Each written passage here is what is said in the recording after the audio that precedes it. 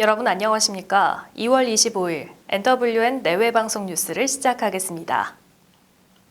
정부가 감염병 위기 경보를 경계에서 최고 단계인 심각으로 격상했습니다. 이에 따라 정부는 국무총리를 본부장으로 하는 중앙재난안전대책본부를 설치해 방역 업무와 지자체 지원 등 범정부적으로 나서고 있죠. 문재인 대통령은 코로나19 사태 극복과 관련해 필요하다면 국회의 협조를 얻어 추가 경정 예산을 편성하는 것도 검토해 주길 바란다고 말했습니다. 문 대통령이 이번 사태와 관련해 추경 편성을 언급한 건 이번이 처음인데요. 일각에서는 코로나19 사태가 곧 종식될 것이라는 발언 후 비난 여론이 일자 뒤늦게 수습에 나선 것이 아니냐는 목소리도 나오고 있습니다. 한편 중앙재난안전대책본부 본부장을 맡은 정세균 국무총리는 오늘부터 대구 경북 지역에 머물면서 코로나19 대응에 나섭니다. 코로나19 확진자가 국회를 다녀간 사실이 확인되면서 본회의를 비롯한 국회 내 회의들이 잇따라 취소되는 등 비상이 걸렸습니다.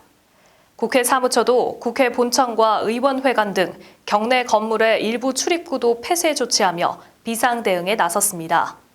우선 여야는 어제 오후 개최하기로 했던 본회의와 더불어민주당과 미래통합당의 의원총회 역시 취소했고 일부 상임위원회 일정도 조정했습니다.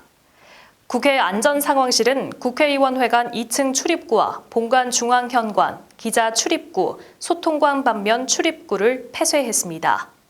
국회 일정이 잇따라 취소되면서 4.15 총선에도 적지 않은 영향을 미칠 것으로 전망됩니다.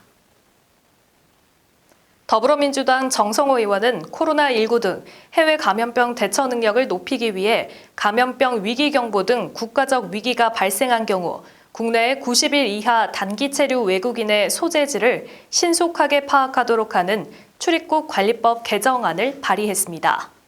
개정안은 위기경보 발령 시 단기 체류 외국인이 숙박업자에게 자신의 인적 사항을 제공하도록 하고 숙박업자는 해당 정보를 법무부에 제출하도록 명시했습니다. 또 출입국관리법 시행령에 규정된 입국신고서 제도를 법률로 상향해 허위로 입국신고서를 제출한 경우에는 과태료를 부과할 수 있도록 하는 내용이 담겼습니다. 현행 출입국 제도상 국내에 91일 이상 장기 체류하는 외국인은 외국인 등록제를 통해 실거주지를 파악할 수 있지만 90일 이하 단기 체류 외국인은 체류지 입증 자료를 제출하는 제도가 없어 실거주지를 파악하기가 쉽지 않습니다. 계속해서 코로나19 관련 소식인데요. 정부는 전국의 유치원과 초중고등학교의 개학을 사상 최초로 일주일 연기하기로 했습니다. 유은혜 교육부 장관 겸 사회부 총리는 정부가 할 수 있는 모든 선제적인 조치로 학생들의 안전을 지키겠다면서 전국의 모든 유치원과 초중고등학교의 신학기 개학일을 일주일 뒤로 연기하겠다고 밝혔습니다. 또한 직장인들이 가족 돌봄 휴가를 사용할 수 있게 고용노동부와 긴밀히 협의하겠다고 강조했습니다. 가족 돌봄 휴가는 올해 1월부터 시행에 들어간 개정 남녀고용평등법에 신설된 것으로 노동자가 가족의 질병, 사고, 노령, 자녀 양육 등을 위해 연간 최대 10일의 휴가를 쓸 수 있는 제도입니다. 또 학원을 통한 감염 확산을 막기 위해 일선 학원에도 당분간 휴원할 것을 권고하고 각 시도교육청과 함께 학원 현장 점검을 실시하기로 했습니다. 바른미래당과 대한신당, 민주평화당 등 호남 지역을 기반으로 하는 3당이 합당을 선언하고 새 당명으로 민생당을 채택했습니다. 민생당 지도부는 바른미래당 김정화 대변인, 대한신당 유성엽 통합추진위원장, 평화당 박주현 통합추진특별위원장의 공동대표 체제로 구성됩니다. 이들은 합당 선언문에서 중도통합정당이 국민 여러분의 성원 속에서 첫걸음을 내딛는다며 구태 이념 정치와 지역주의의 사슬을 끊어내고 실용주의 중도개혁 정치의 한기를 손잡고 함께 나아가겠다고 소감을 전했습니다. 민생당이 이름에 걸맞게 민생을 위한 정당이 될 수 있을지 앞으로의 행보에 관심이 쏠리고 있습니다. 세계적으로 코로나19가 확산하는 가운데 코로나19 발원지인 중국이 동물 임상시험에 착수하는 등 코로나19 백신 개발에 속도를 내고 있습니다. 중국 관영 차이나 데일리에 따르면 저장성 과학기술부는 시후대학 연구팀이 냉동전자 현미경을 활용해 코로나19 바이러스의 수용체를 성공적으로 발견했다고 설명했습니다. 연구팀은 지난 21일 코로나19 백신 연구 결과를 발표하면서 해당 백신이 코로나19 바이러스를 찾아내 억제하는 중요한 역할을 한다는 것을 규명했다고 밝혔습니다. 저장성 과학기술부 관계자는 백신의 동물 시험을 시작했다며 현재 4단계 배양을 진행 중이라고 말했습니다. 그러나 이러한 백신이 실제 인간에게 활용될 수 있을지는 여전히 미지수입니다. 코로나19로 전 세계가 뜨거운 가운데 몇몇 나라에서는 한국발 입국자를 격리하거나 아예 입국을 금지하는 등 규제를 강화하고 있습니다. 이스라엘의 성지순례를 다녀온 경북 지역 주민들이 집단으로 코로나19 확진 판정을 받으면서 이스라엘 정부가 사전 예고도 없이 한국에서 오는 모든 외국인의 입국을 금지하고 여행 경보도 발령했습니다. 한국발 입국을 금지하거나 제한하는 나라들이 점점 늘어나 20개국을 넘어섰고 코로나19 발원지인 중국에서도 한국 사람들에 대한 관리와 통제 수위를 높이고 있습니다.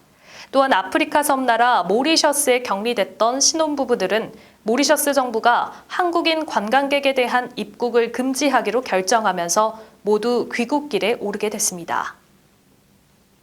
코로나19 확진자가 속출하고 있는 신천지 교회를 강제로 해체해야 한다는 내용의 청와대 국민청원 글에 47만 명이 넘는 동의를 얻고 있습니다.